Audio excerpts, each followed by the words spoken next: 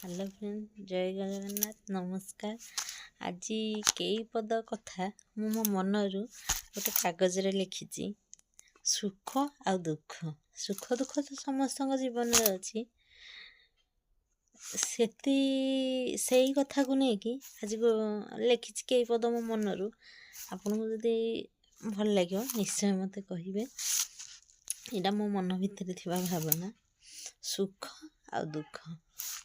सुख तो आसे फगुण परी दे जाए टिके हस, दुख आसे कला बादल परी घोटी जाए सारा आकाश। हेले सुख बिना दुखर मूल्य नाही, नाही लुह बिना हसर मान। एई दुईटी छाई आलुअर खेले गढ़ाए मनीष जीवन। सुखरे बेसी उड़ीबा नाही, दुखरे हेबानी अधीर। सबु परिस्थिति सही नेले जिए, सीए तो प्रकृतरे वीर। कौन सत तो सुख दुख समस्त जीवन में अच्छी। से सुख को आदरंतु, दुख को भी आदरंतु।